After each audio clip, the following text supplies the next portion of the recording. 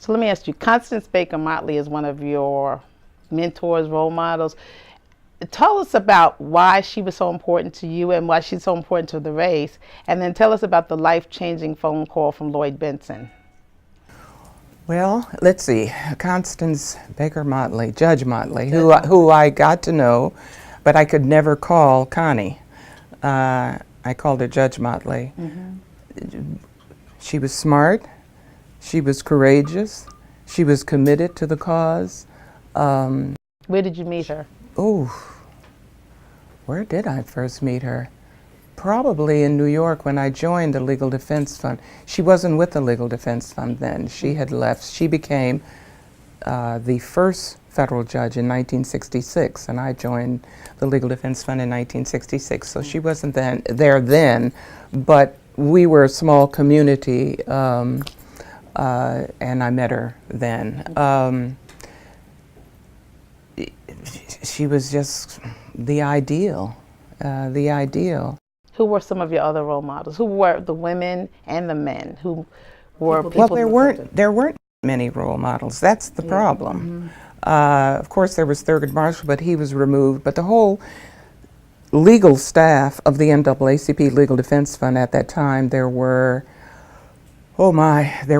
12 of us, I guess, and Jack Greenberg was the director counsel. James Nabert Jr., his father had been very active in the architecture of the civil rights movement, was the associate general counsel, and then you had a staff of lawyers. So really, all of them.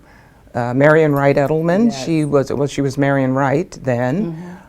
She was at the NAACP Legal Defense Fund office in Jackson. Wow. All of them were my mentors. Not that you necessarily look up to them, because there weren't a lot of people at that time who had achieved any prominence, name prominence. But it was people you worked with, and that's where I really honed my skills as a lawyer, and we were working as civil rights lawyers. And I remember I graduated from Howard, of course, but all of the lawyers there were from Ivy League schools. And I can remember when I took the bar exam, and the New York bar exam, which is one of the very difficult ones. And it was like I had the whole, I had Howard University on my shoulders, because I was so concerned that I wouldn't pass, and that would somehow impact Howard. But you passed. So, yeah. I did pass the first time, and well, that's another story. Someone was moving my hand. I know, because the multiple choice questions, you have 4 questions and you eliminate 2, and then you have 2 left.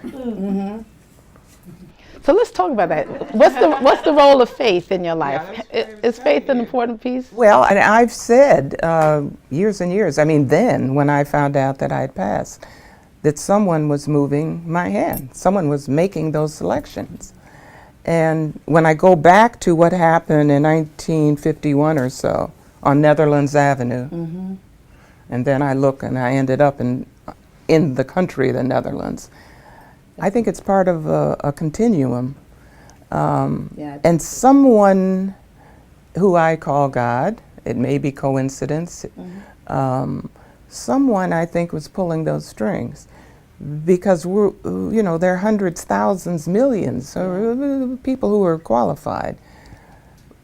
But why me? I don't look upon it as me. I think that it was really for a purpose, and it was probably because of my youth growing up with a biracial mother, and the many incidents that I had because of that situation, and then that took me to civil rights. Right. And but to begin it, you had to pass a bar. Talk about Lloyd Bentsen calling you. Tell us about that call, and where did it take you? Well, the call, I was in Texas then, and I had left the Legal Defense Fund, married, and we, Mark and I, my husband, the other part of McDonald, had developed a civil rights practice, because I discovered that Houston was worse than Mississippi and many places that I traveled in the South as a with the Legal Defense Fund. And so I developed a reputation as being either very bright and courageous or a little crazy, because we were suing all of the major petrochemical companies, the mining companies, because there was, believe it or not, there was no one there to do it. Yeah. Houston is unusual in that you didn't have the poverty and the severe unemployment of blacks that you have in other locations. We were employed but underemployed. So I began to do that. And the law firms that represented the companies were the major law firms with hundreds of lawyers. So I developed that reputation as being, I was in my late 20s when I began, and then in early 30s. And I received a call from Lloyd Benson's campaign manager, and I was 35 at the time. Wow. And the person said, well, are you interested in becoming a federal judge? You might as well have asked me if I wanted to be an astronaut. You know, the federal judge, what? You know, I was 35, black, a woman. I had no hope, as many young people have no hope for a certain level of achievement because you see no one in those positions. And so he asked for a resume. So I said, well, let me get together a resume, one that is, you know, really hopefully reflects the best in me. And I did, sent it to him. And then he scheduled an interview, and I met with him once, and then met with him again, and he told me in Washington, I remember, I flew to Washington, and I remember thinking that if the senator is not going to do something positive for me, why do I have to go to Washington? You know, so I met with him, and he said that if the omnibus judgeship bill was passed, which was creating a number of judgeships, federal judgeships, that he was going to submit my name. And, well, you know, I was hoping, but again, hoping without some realistic evidence of what's happened in the past is difficult.